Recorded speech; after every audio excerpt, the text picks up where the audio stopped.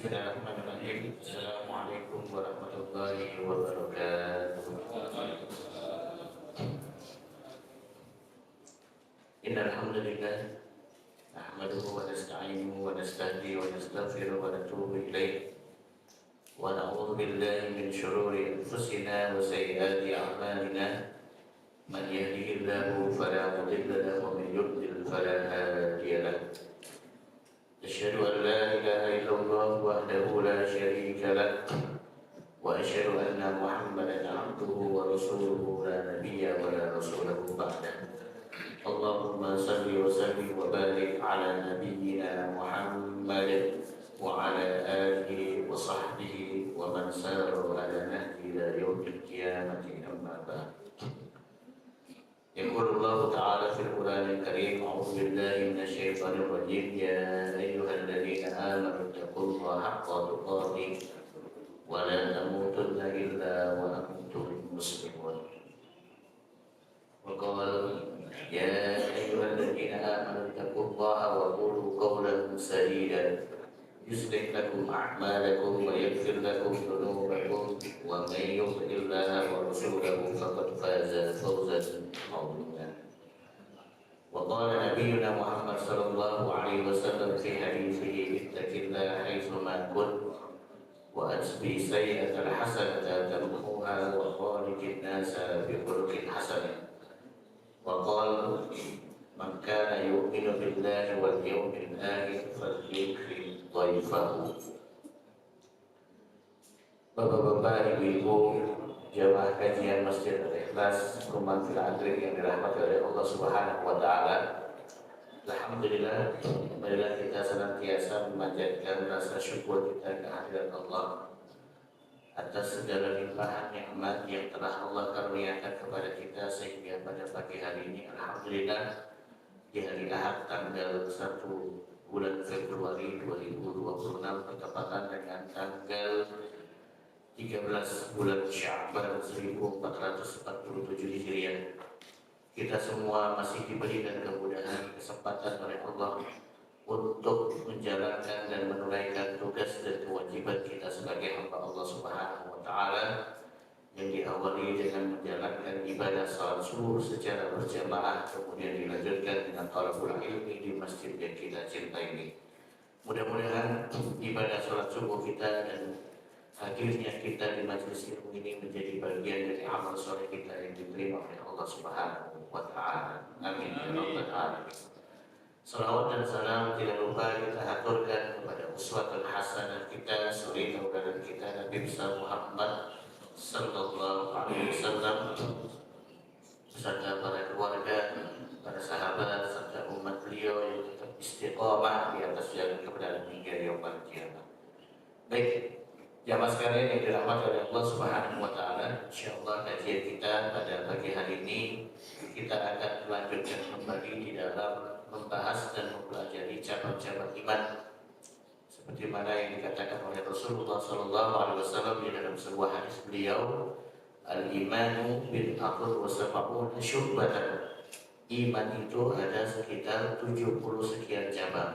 Fa'alaha qawlu la ilaha illallah. Cabang yang paling utama, cabang yang paling tinggi adalah perkataan la ilaha illallah. Wa adnaha, dan cabang yang paling rendah adalah imatatul adza 'anil thariq, yaitu menyingkirkan sesuatu yang membahayakan yang ada di jalanan. Dan alhamdulillah pada hari ini kita sudah memasuki cabang yang ke-40, yaitu ikramut dhaif, memuliakan tamu. Jamaah sekalian berhormat Allah, insyaallah tidak terasa sebentar lagi kita akan memasuki bulan suci Ramadan. Begitu selesai bulan Ramadan, kita akan memasuki bulan Syawal. Dan kebiasaan tradisi masyarakat kita ketika tiba dan datang bulan Syawal, kita biasanya sering melakukan yang namanya kunjungan, mengunjungi antara satu sama yang lainnya, baik itu mengunjungi keluarga, mengunjungi sahabat, mengunjungi tetangga dan sebagainya. Maka hari ini kita akan mempelajari bagaimana cara dan adab kita ketika ada tamu yang berkunjung dan datang ke rumah kita. Baik tamu itu sebagai anggota keluarga kita, atau tetangga kita, atau sahabat kita. Apa yang harus kita lakukan? Dalam sebuah hadis Rasulullah SAW bersabda, hadisnya sahih, riwayat Imam Bukhari dan Muslim, yang kami bacakan di pembukaan tadi, maka yu'minu billahi wal yawmil akhir falyukrim dhaifahu. Siapapun di antara kalian yang beriman kepada Allah dan hari akhir, maka hendaklah dia memuliakan tamunya.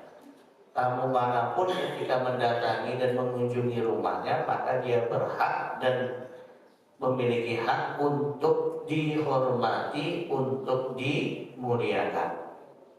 Ada sebuah kisah menarik yang Allah Subhanahu wa Ta'ala ceritakan kepada kita di dalam Al-Quran, yang berkaitan tentang Nabiullah Ibrahim alaihissalam, yang disebutkan di dalam surah Al-Zariyat ayat yang ke-24 sampai ayat yang ke-27. A'udzu billahi minasyaitonir rajim. Hal ataka haditsu dhaifi Ibrahim al-mukramin. Idh dakhalu 'alaihi faqalu salama.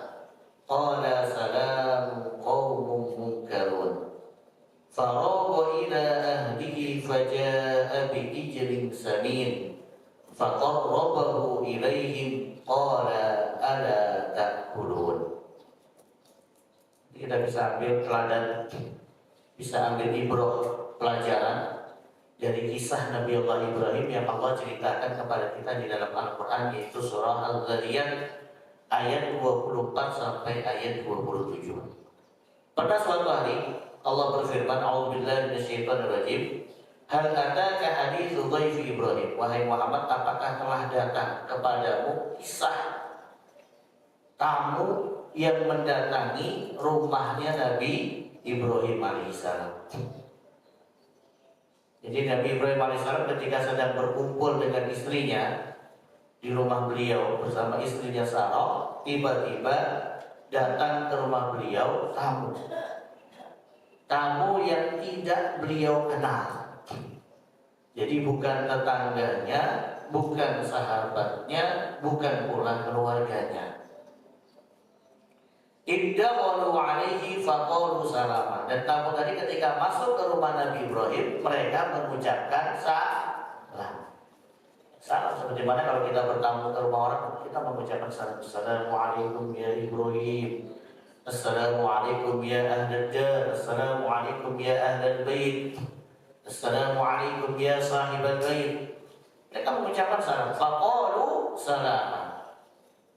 Kemudian qala salam qaumun munkarun. Dijawablah oleh Nabi Allah Ibrahim alaihissalam. Beliau jawab seperti mana kalau kita ada yang mengucapkan salam kepada kita menjawabnya dengan mengucapkan waalaikumsalam. Di beberapa pertemuan yang lalu kita sudah membahas tata cara di dalam menjawab panggilan salam. Ya. Jadi menjawab lebih baik dari apa yang diucapkan oleh orang yang memberikan salam kepada kita. Ini yang dijawab oleh Nabi Ibrahim ketika tamu tadi mengatakan salamun alaikum atau salaman, hanya mengucapkan kata-kata assalamualaikum. Dijawab oleh Nabi Ibrahim, salamu qaumun munkarun. Keselamatan untuk kalian orang-orang yang beruntung. Justru didoakan oleh Nabi Ibrahim dengan doa yang lebih panjang, salamu qaumun munkarun. Tamunya hanya mengucapkan kata-kata assalamualaikum, dijawab oleh Nabi Ibrahim, waalaikumsalam qaumun munkarun. Keselamatan untuk kalian orang-orang ataupun kaum yang beruntung. Mungkar artinya beruntung. Berarti jawaban Nabi Ibrahim lebih panjang, lebih baik dari apa yang diucapkan atau salam yang diucapkan oleh apa? Oleh tamunya. Nabi Ibrahim tak kenal tamunya siapa yang datang ke rumah beliau. Ya, dalam kisah disebutkan yang dikatakan oleh Imam Ibnu Katsir, saat itu ada 2 tamu yang datang ke rumah beliau. Kemudian setelah itu Nabi Ibrahim meminta izin atau bahasa kita permisi sebentar kepada tamunya. Faragha ila ahli. Maaf sebentar ya, saya ke belakang dulu. Beliau ini menemui siapa? Istrinya yang bernama Sarah. Setelah beliau ke belakang, beberapa saat kemudian beliau datang dengan membawa faja'a bi'ijlin samin. Beliau datang lagi menghadap tamunya dengan membawa ijlin samin. Apa itu? Anak sapi yang gemuk. Tapi udah dimasak, bukan anak sapi belum dimasak ya. Anak sapi yang sudah dimasak, udah siap untuk dihidangkan dan dimakan.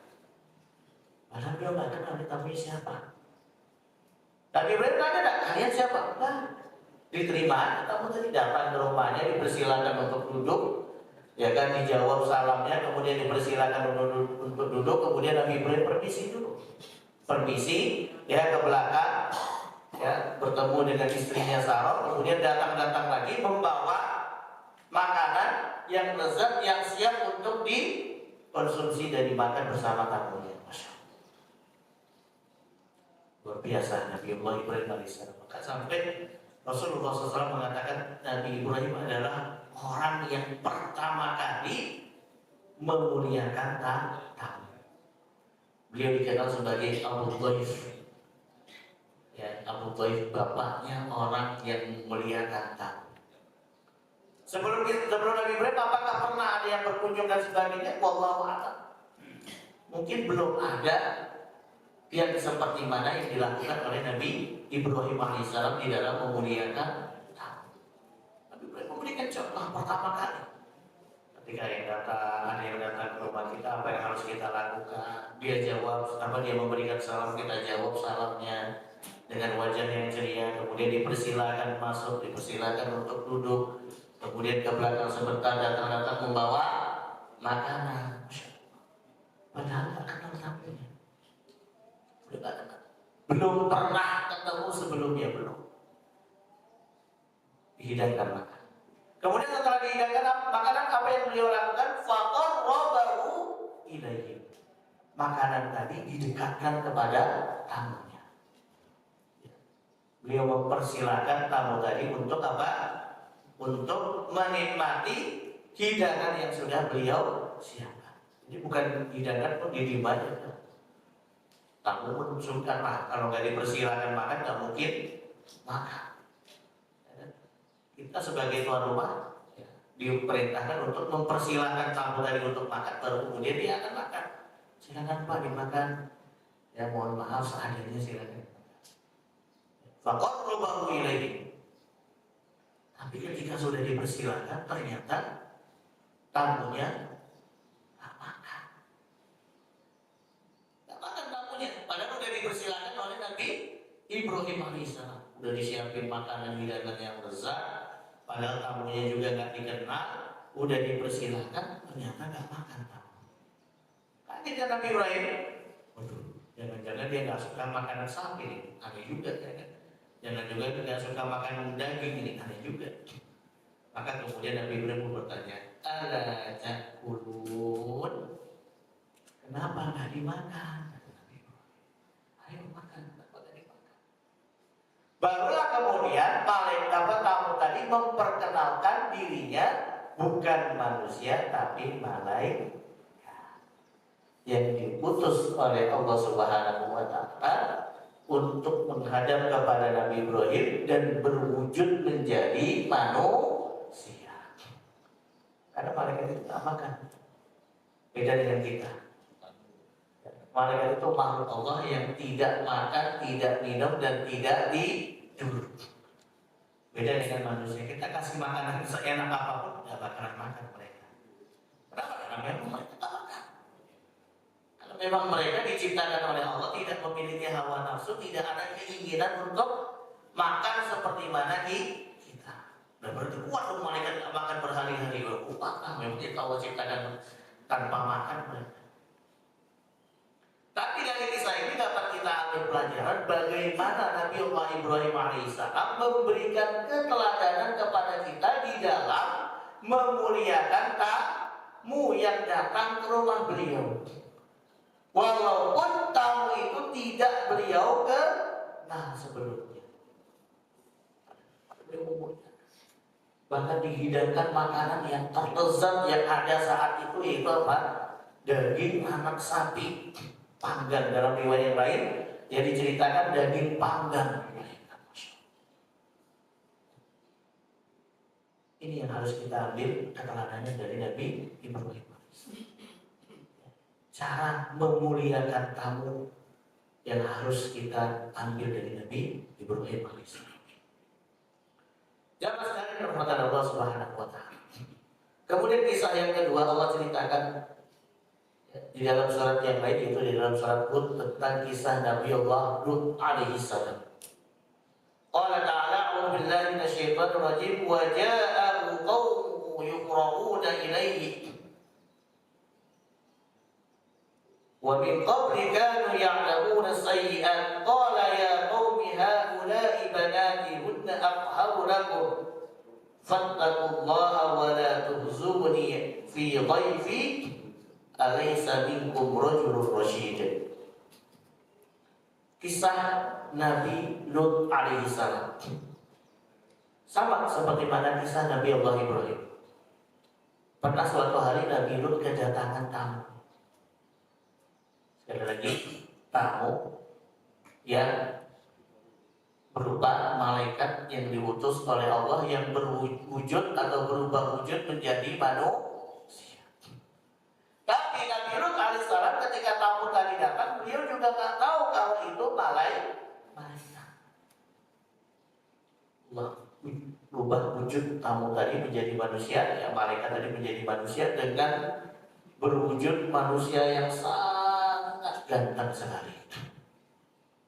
Padahal kita tahu di zamannya Nabi Lut alaihissalam ada satu dosa, satu kemaksiatan yang dilakukan oleh umat beliau saat itu apa? Ada yang tahu? Suka mendatangi sesama jenis, atau istilahnya liwat, homoseksual. Nabi Lut alaihissalam kaget. Beliau kedatangan tamu laki-laki dengan wajah yang sangat ganteng. Wah, langsung beliau khawatir kalau tamunya tadi akan menjadi korban oleh kaumnya sendiri. Ditambah lagi istrinya Nabi Lut alaihissalam, seorang wanita yang durhaka, yang tidak beriman, begitu tahu di rumahnya ada tamu laki-laki yang ganteng, apa yang dia lakuin? Dia keluar rumah, dia kabarin kepada kaumnya Nabi Lut. Di rumah saya ada tamu yang ganteng, coba sini, datang sini. Siapa yang mau sih? Kaget Nabi Lut alaihissalam. Kaumnya sudah sesama jenis, datang tamu yang ganteng, yang tidak beliau kenal, yang tidak beliau tahu, datang ke rumahnya, diperparah lagi, istrinya justru keluar dari rumah dan memanggil kaumnya Nabi Lut untuk mendatangi rumah mereka. Apa yang dilakukan oleh Nabi Lut alaihissalam? Apakah beliau memuliakan tamu tadi dengan mengamankan mereka dari kejaran kaumnya, atau justru beliau membiarkan tamunya tadi menjadi korban oleh kaumnya sendiri? Apa yang dilakukan oleh Nabi Lut alaihissalam? Beliau berusaha untuk menjaga kaumnya atau menjaga tamunya agar tidak menjadi korban oleh kaumnya. Sampai beliau mengatakan kepada kaumnya, qala ya qaumi haula'i banati, wahai kaumku, jangan datang kepada tamuku ini. Karena sama-sama laki-laki. Yang pantas kalian datangi adalah haula'i banati, itu ada anak-anak perempuanku. Maksudnya apa? Lawan jenisnya, bukan sesama jenis. Hunna atharu lakum. Dan mereka anak-anak perempuan itu lebih suci daripada tamu ini. Fattaqullaha wa la tuzuni fi dhaifi. Takutlah kalian kepada Allah, janganlah kalian melakukan sesuatu yang tidak baik terhadap tamu. Diamankan. Jangan sampai tamunya tadi menjadi korban kamu. Ini dilakukan oleh Nabi Lut alaihissalam. Jamaah sekalian kepada Allah Subhanahu wa taala. Apa faedah yang bisa kita petik dari kisah Nabi Lut alaihissalam? Dalam keadaan apapun, ketika ada tamu yang berkunjung ke rumah kita, maka kewajiban kita adalah memberikan mereka kenyamanan dan keamanan. Harus bisa dijamin keamanannya. Jangan sampai tamu datang ke rumah kita, tapi keamanannya tidak bisa kita jaga. Itu yang dilakukan oleh Nabi Lut alaihissalam. Beliau berusaha untuk menjamin keamanan tamunya tadi ketika berada di rumahnya. Selagi itu tamu beliau, maka beliau akan mempertahankan tamunya tadi dari hal-hal yang tidak diinginkan yang dilakukan oleh tamunya. Ini bentuk cara memuliakan tamu yang dilakukan oleh Nabi Lut alaihissalam. Jamaah sekalian rahmat Allah Subhanahu wa taala. Selanjutnya, tahamiyatul ikramil dhaif. Kenapa kita diperintahkan di dalam Islam untuk memuliakan tamu? Seperti mana tadi yang sudah dicontohkan oleh Nabi Allah Ibrahim alaihissalam dan Nabi Lut alaihissalam. Yang pertama, anna Nabi sallallahu alaihi wasallam amara biha. Karena memuliakan tamu itu termasuk perintah yang diperintahkan oleh Rasulullah sallallahu alaihi wasallam. Apalagi beliau menyandingkan perintah untuk memuliakan tamu dengan beriman kepada Allah dan beriman kepada hari akhir. Seperti mana tadi hadis yang kami bacakan, maka la yu'minu billahi wal yawmil akhir falyukrim dhaifahu. Rasulullah memberikan syarat, siapapun di antara kalian yang beriman kepada Allah dan hari akhir, hendaklah dia memuliakan tamunya. Para ulama mengatakan dari hadis ini dapat kita pahami bahwasanya Rasulullah memerintahkan kepada kita untuk memperbaiki hubungan kita bukan hanya dengan Allah saja, tapi juga dengan sesama manusia. Hablum minallahnya baik, hablum minannasnya juga baik. Maka Rasulullah mengatakan, beliau mengaitkan antara keimanan kita kepada Allah dengan memuliakan. Jadi orang yang beriman itu ketika ada tamu yang datang berkunjung ke rumahnya, dia muliakan, dia hormati. Bukan dia abaikan, bukan dia cuekin, ya, bukan dengan dia menunjukkan muka yang masam, muka yang cemberut dan sebagainya. Bukan. Itu bukan ciri orang yang beriman. Ciri orang yang beriman itu ketika ada yang datang berkunjung ke rumahnya siapapun. Mau itu orang yang dia kenal atau tidak dia kenal, mau itu tetangganya atau bukan tetangganya, sahabatnya atau bukan sahabatnya, keluarganya atau bukan keluarganya, mau itu orang yang kaya atau orang yang miskin atau punya jabatan atau tidak punya jabatan, ketika datang berkunjung ke rumahnya dia hormati, dia muliakan, tidak dia beda-bedakan. Jangan sampai karena yang datang ke rumahnya orang yang punya jabatan langsung dibentangkan karpet merah, disediakan makanan-makanan yang lezat. Kenapa? Yang datang bos saya, yang datang orang yang punya jabatan, orang yang punya pangkat. Tapi ketika yang datang orang rakyat biasa atau yang tidak punya jabatan, ala kadarnya hanya dikasih air putih saja. No, maaf ya, saya cuma punya air putih. Kan seperti itu, tidak dibeda-bedakan. Siapapun yang datang ke rumahnya harus dia hormati, harus dia muliakan. Ini yang dikatakan oleh Rasulullah dalam hadisnya, fal yukrim dhaifahu, muliakanlah tamu kalian siapapun. Beliau menggunakan kalimat umum, isim nakirah umum, siapapun tamunya. Kemudian yang kedua, an Nabi ja'ala lidhaifi haqqan 'ala al-mudhif. Rasulullah menjadikan memuliakan tamu itu termasuk hak bagi tamu yang harus diberikan oleh kita sebagai tuan rumah. Ketika ada yang datang berkunjung ke rumah kita, dia punya hak yang harus kita penuhi sebagai tuan rumah. Apa haknya? Dimuliakan, dihormati. Selagi dia masih menjadi tamu rumah kita, ya kita wajib untuk memuliakan. Tidak boleh kita mengabaikan. Kemudian yang ketiga, li'anna ikramat dhaif lahu fadhail muta'addidah.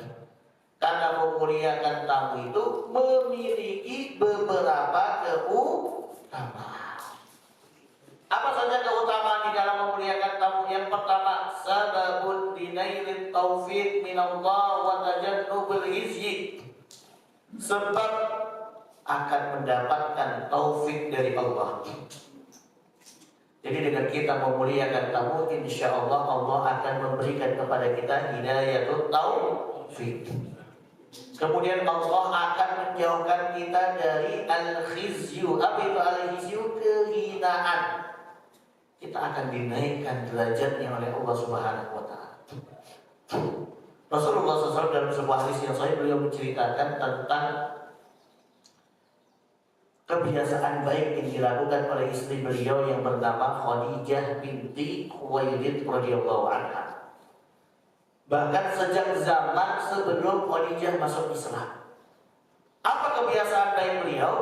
Sampai Allah Subhanahu wa Ta'ala mengangkat derajatnya Khadijah, beliau senantiasa memuliakan dan menghormati tamu yang datang ke rumah beliau. Siapapun tamunya dimuliakan, dihormati. Bahkan disebutkan oleh para ulama, hatta walaupun tamunya itu abdan, seorang budak sekalipun, oleh Khadijah tetap dimuliakan. Walaupun tamunya seorang budak. Ya, padahal kita tahu di zaman dulu ketika masih ada perbudakan, budak itu, mohon maaf, orang yang kastanya jauh lebih rendah daripada manusia pada umumnya. Tapi oleh Khadijah binti Khuwailid radhiyallahu anha, walaupun yang datang ke rumah beliau seorang budak sekalipun, tetap beliau sama seperti mana orang-orang merdeka yang datang ke rumah beliau. Sababun dinailit taufik. Yang pertama, keutamaan memuliakan tamu akan mendatangkan hidayah dan taufik dari Allah Subhanahu wa Ta'ala, serta Allah akan mengangkat derajat kedudukan hamba itu. Kemudian yang kedua, annahu asbabun min dukhulil jannah. Dengan kita memuliakan tamu itu menjadi sebab dimasukkannya kita insya Allah ke dalam surga Allah Subhanahu wa Ta'ala. Dalam hadis Rasulullah SAW mengatakan, ayyuhan nas afshus salam wa at'imut ta'am wa sallu wan nasu niyam tadkhulul jannata bisalam. Wahai manusia, sebarkanlah salam, wa at'imut ta'am, hidangkanlah makanan. Jadi kalau ada tamu, dihidangkan makanan. Jadi bukan hanya sekadar memberikan air saja, tapi Rasulullah mengatakan at'imut ta'am, hidangkan makanan. Ya, karena air ini butuh teman juga. Apa temannya? Ya makanan. Dihidangkan makanan kata Rasulullah. Bukan hanya sekedar memberikan air minum, tapi hidangkan makanan. Apa yang kita punya? Walaupun makanannya tidak harus makanan berat, misalnya. Tidak harus makan nasi. Paling tidak ya tadi ya, sekarang lagi ngetren makanan rebusan ya, misalnya makanan sehat apa. Yang jelas apa makanan bukan hanya berupa air saja. Apalagi udah air doang, air putih lagi ya. Kata Rasulullah apa? At'imut ta'am, makanan, bukan minuman tapi makanan.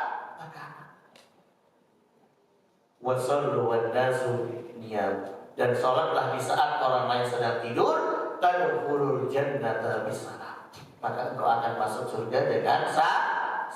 Masya Allah. Gampang tak masuk surga dari hadis ini? Yang penting sebarkan salam, sering menghidangkan makanan, membagi makanan kepada orang, baik itu orang yang datang ke rumah kita atau kepada siapapun. Kemudian yang ketiga, rajin sholat malam. Kata Rasulullah, dengan melakukan 3 hal ini saja, tadkhulul jannata bisalam. Kamu akan masuk surga dengan salam. Atqimut ta'am, hidangkan makanan. Kemudian yang ketiga, annallaha ja'alahu min jumlatil asbab allati yata'assalu biha al-'abdu 'ala na'imin khas min ni'amil jannah. Dengan memuliakan tamu, kita akan mendapatkan nikmat khusus yang Allah berikan nanti di dalam surganya Allah Subhanahu wa ta'ala.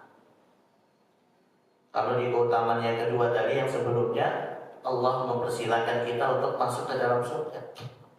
Di keutamaan yang ketiga setelah kita masuk surga, bahkan dalam hadis Rasulullah mengatakan kita dapat nikmat yang khusus lagi. Nikmat itu Allah berikan khusus kepada orang-orang yang senantiasa memuliakan tamu. Apa nikmat khusus itu? Dalam hadis Rasulullah mengatakan inna fil jannati la ghurafan yara butuniha min tuhuriha wa tuhuriha min butuniha. Di dalam surga nanti akan ada ruangan kamar yang sangat indah yang Allah persiapkan untuk siapa? Untuk orang yang liman atau kalam, kata Rasulullah. Yang pertama, orang yang bisa menjaga omongannya, dia bisa menjaga lisannya, dia tidak berbicara kecuali dengan hal yang baik-baik saja. Kemudian yang kedua, wa at'imut ta'am, dia senantiasa memberikan makan kepada orang, termasuk kepada tamu yang berkunjung ke rumahnya. Dia suguhi makanan, dia hidangkan makanan. Kemudian yang ketiga, wasallu lillahi billahi wan nasu niyam, sama dia melakukan salat di malam hari. Cuma yang membedakan hadis yang sebelumnya dengan hadis ini, kalau yang hadis yang pertama Rasulullah mengatakan yang pertama afsyus salam, sebarkan salam. Tapi kalau di hadis ini Rasulullah mengatakan aqabal kalam, mengatakan perkataan-perkataan yang baik. Jadi dengan kita melakukan 3 hal tadi, termasuk terbiasa memuliakan tamu, menyuguhi tamu dengan makanan yang datang berkunjung ke rumah kita, insya Allah Allah akan menyiapkan untuk kita ruangan khusus yang sangat indah yang ada di dalam surganya Allah Subhanahu wa ta'ala. Kemudian yang selanjutnya, keutamaan memuliakan tamu adalah anna ikramad dhaif amalin mahbub ilallahi Subhanahu wa ta'ala. Memuliakan tamu termasuk amalan yang paling dicintai oleh Allah Subhanahu wa ta'ala.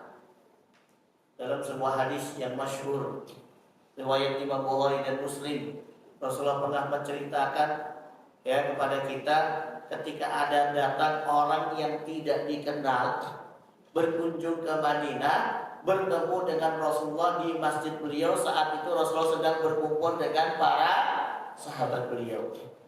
Tiba-tiba orang ini mengatakan di hadapan Rasulullah, ya Rasulullah, saya sudah beberapa hari nggak makan, nggak minum, lapar banget ya Rasulullah, lemes badanku. Karena nggak ada satupun makanan yang bisa saya makan ya Rasulullah. Apa yang dilakukan Rasulullah? Beliau menghormati tamu tadi walaupun beliau nggak kenal. Rasulullah tidak mengatakan kepada orang tadi, emang kamu siapa? Kok datang-datang minta makanan sama aku? Nah, dibawa orang tadi kemana? Ke rumah istri-istri beliau.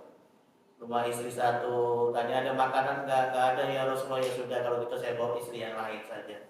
Istri kedua, ada makanan nggak ada ya Rasulullah, bawa lagi. Istri yang ketiga, ada makanan nggak ada ya Rasulullah, bawa lagi. Sampai semua istri beliau saat itu nggak ada satupun makanan yang bisa mereka hidangkan untuk tamu yang datang tadi. Ada satupun makanan. Ada Rasulullah istrinya banyak, tapi nggak ada satupun makanan yang bisa mereka hidangkan. Apa yang dilakukan oleh Rasulullah? Apakah beliau mengatakan kepada tamunya, udah pergi aja, rumah saya nggak ada makanan kok? Ya. Beliau bawa tamu tadi, ke masjid beliau lagi dan mengatakan kepada para sahabat yang sedang berkumpul, siapa di antara kalian yang siap untuk menjamu tamu ini, kata Rasul.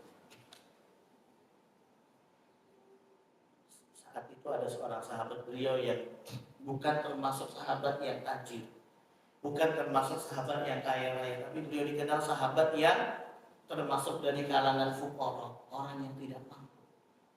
Apa yang beliau katakan kepada Rasul? Dia angkat tangannya, saya ya Rasul. Sahabat ini yang siap berjalan, silakan kamu bawa ke rumah. Sampai di rumah apa yang dia lakukan? Dia mengatakan kepada istrinya, wah istriku, ada makanan dari rumah? Gak ada, cuma adanya sedikit itu pun buat anak-anak kita. Jangankan kenapa ada tamu, jangankan untuk tamu, untuk kita saja gak ada. Karena makanan itu cuma sedikit, hanya bisa kita hidangkan untuk anak-anak kita saja. Udah, hidangkan saja untuk tamu kita. Nah, anak kita gimana? Pokoknya saja buat mereka tidur, walaupun mereka nggak makan, silakan. Akhirnya anaknya tidur dalam keadaan lapar. Suami istri tidur dalam keadaan lapar.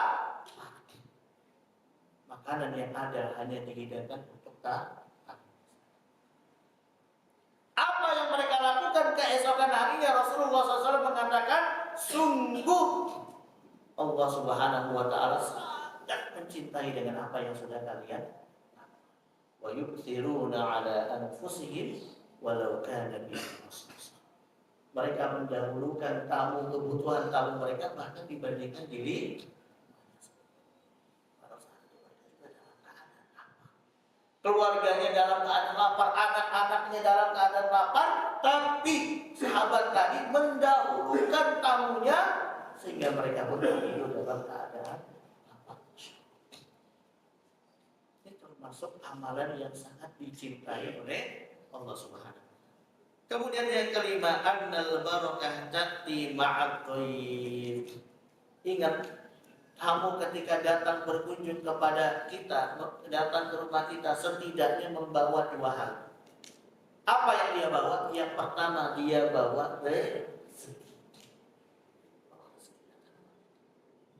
Walaupun rezekinya itu kadang terlihat, kadang tidak. Benar-benar, kadang terlihat. Datang tamu bawa oleh-oleh, dia baru pulang dari kampung atau baru berpergian dari luar negeri, atau paling tidak bawa buah-buahan dan sebagainya, bawa rezeki. Atau yang kedua, kata Rasulullah SAW, anna al-barakah ta'ti ma'ad dhaif. Datang membawa keberkahan. Taruhlah tamunya nggak bawa apa-apa nih, datang dengan tangan kosong misalnya, paling tidak bawa keberkahan kita sebagai tamu. Bukan berarti ketika tamunya datang nggak bawa apa, kemudian kita seneni, datang nggak bawa apa-apa, paling tidak minimal buah-buahan kita nggak boleh. Kenapa? Karena dia datang ke rumah kita walaupun mungkin tidak membawa rezeki yang bisa kita dapatkan, dia datang membawa keberkahan. Maka oleh sebab itu jamaah sekalian Allah, mari ikramul dhaif itu sangat penting. Kita muliakan tamu. Bagaimana cara kita memuliakan tamu kita? Rasulullah sudah memberikan petunjuk dan keteladanan kepada kita. Yang pertama, antafroha bimakdami dhaifika. Hendaklah kita gembira dan bahagia ketika kedatangan tamu. Tampakkan kebahagiaan dan kegembiraan kita walaupun saat itu kita lagi banyak masalah. Jangan begitu ada tamu datang kita menampakkan wajah yang sedih. Kenapa kamu gak senang ya saya datang? Bukan sih, cuma saya lagi banyak masalah. Kamu cuma datang tidak tepat waktu saja.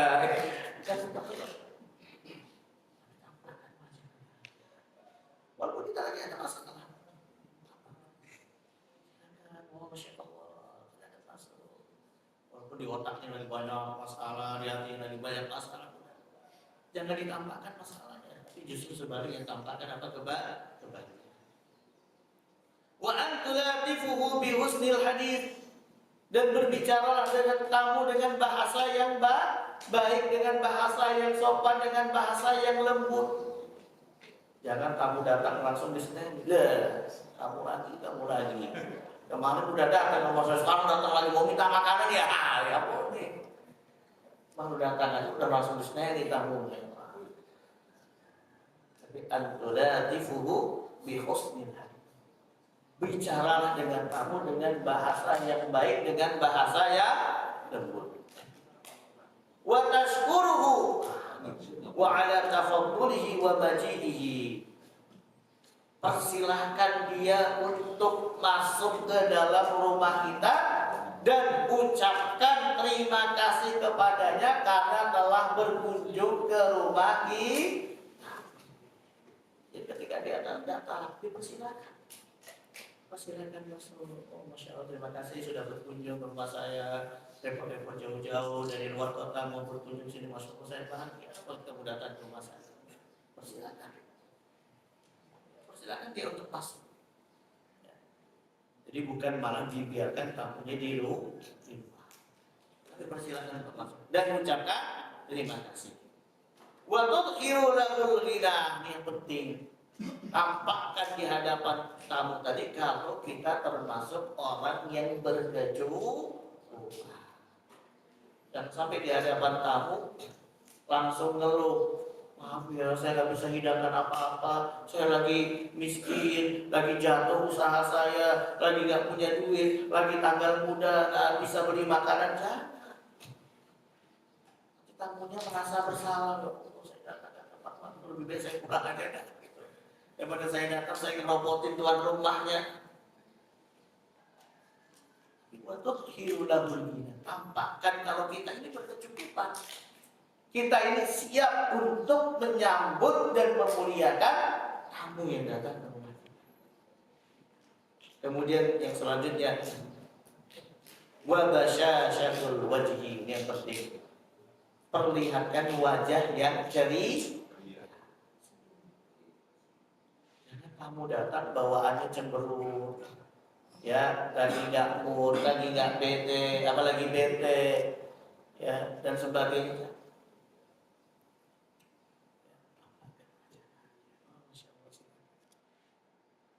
Ini yang harus kita lakukan ketika tamu datang berkunjung ke rumah kita. Kemudian yang selanjutnya apa? Yang tidak kalah penting adalah ketika dia datang berkunjung ke rumah kita, ingat, tamu itu memiliki hak untuk dimuliakan. Selama berapa hari? 3 hari. Dalam hadis Rasulullah mengatakan dia berhak untuk dimuliakan selama 3 hari. Dalam sebuah hadis Rasulullah SAW bersabda, "Falyukrim dhaifahu jaizatahu." Hendaklah kalian memuliakan dengan semampu kalian ketika tamu datang ke rumah kalian selama 1 hari 1 malam, kata Rasulullah. Jadi 1 hari 1 malam itu benar-benar servis yang kita berikan, benar-benar servis yang full, bintang 5. Walaupun rumah kita bukan hotel bintang 5, tapi kita benar-benar berikan servis seperti hotel bintang 5. Itu selama 1 hari 1 malam, kata Rasulullah. Jadi minumannya jangan air putih, air yang berwarna, air yang menyehatkan, misalnya air jahe atau air apa misalnya. Ya, kalau lagi musim hujan gini kan enaknya air jahe misalnya, atau teh hangat atau kopi misalnya. Kemudian makanannya yang enak-enak, kan? Makanan yang biasa kita hidangkan, makanan yang terlezat yang ada di rumah kita. Biasa istri kita sukanya masak apa, kita hidangkan. Itu selama berapa hari? 1 hari 1 malam. Kemudian 2 hari berikutnya, kata Rasulullah SAW, baru boleh kita hidangkan bahasa kita seadanya. Kalau hari pertama mungkin makannya nasi kebuli, hari kedua makannya nasi lauk tempe tahu, nggak masalah. Di hari keempat, setelah 3 hari, di hari keempat baru kemudian kita boleh tidak memuliakan tamu tadi. Maaf ya, nasinya udah habis, berasnya udah habis. Oh ya udah, kalau gitu saya pulang. Kata Rasulullah, kalau masuk hari keempat itu adalah sedekah. Ya, sedekah itu berarti kalau kita mau memuliakan tamu kita, ya kita dapat pahala sedekah. Kalau sudah masuk hari keempat, kelima, keenam dan selanjutnya itu sedekah. Tapi kalau kita tidak mau memuliakan mereka, nggak masalah, boleh-boleh saja. Karena kewajiban kita hanya 3 Hari pertama servisnya full seperti bintang 5. Hari kedua, 2 hari berikutnya servisnya biasa-biasa saja. Hari keempat dan berikutnya itu hitungannya seperti itu Rasulullah mengatakan. Ya. Makanya kita juga sebagai tamu juga tahu diri. Kalau sudah hari ketiga ya sudah cabut lah, jangan lama-lama juga. Ya. Apalagi mohon maaf ya, diniatkan punya keinginan biar dapat makan gratis lumayan ya kan, hebat, itu juga kebangetan. Maka Rasulullah mengatakan 3 hari saja. Karena Rasulullah tahu kenapa Rasulullah membatasi 3 hari. Kalau seandainya tidak dibatasi, Rasulullah tahu itu akan merepotkan kita sebagai umatnya, terutama ketika kita sebagai tuan rumah. Karena kita kan bukan hanya repot untuk menghidangkan makanan saja, tapi mungkin repot dalam segala hal. Ya, repot dalam mohon maaf ya, melakukan aktivitas kan pasti terbentur dengan ada tamu. Apalagi tamu tadi, mohon maaf misalnya dia laki-laki, kan nggak mungkin kalau kita beraktivitas di luar kita tinggalkan tamu tadi dengan istri kita di rumah, kan nggak mungkin. Makanya oleh Rasulullah SAW dibatasi tamu itu hanya 3. Kalau lebih 3 hari bagaimana Ustaz? Boleh kita mohon maaf, bilang baik-baik dengannya, maaf sudah 3 hari saya punya aktivitas juga, mungkin boleh di lain waktu kita bertemu lagi. Tapi kalau sebelum 3 hari jangan buru-buru diusir dulu tamunya. Ya tunggu 3 hari. Ya, setelah 3 hari boleh kita tidak memberikan haknya sebagai tamu. Wallahu a'lam. Jamaah sekalian rahmatan Allah, itu tadi adab yang perlu kita perhatikan ketika kita mengundang ataupun ketika menjamu tamu yang datang ke rumah kita. Dan yang paling penting, ini yang menjadi kebiasaan kita di masyarakat kita, ketika ada tamu yang datang, apa yang kita lakukan? Biasanya kita sering bertanya, mau makan enggak? Mau dihidangkan apa? Udah makan belum? Mau saya hidangkan makanan enggak? Padahal menurut para ulama jangan ditanya. Karena dengan bertanya seperti itu, mohon maaf, kata Imam Ibnu Hatim Ar-Razi, beliau mengatakan itu termasuk sifat al-bukhl. Apa itu al-bukhl? Pelit. Terus gimana Ustaz? Jangan tanya, hidangkan aja.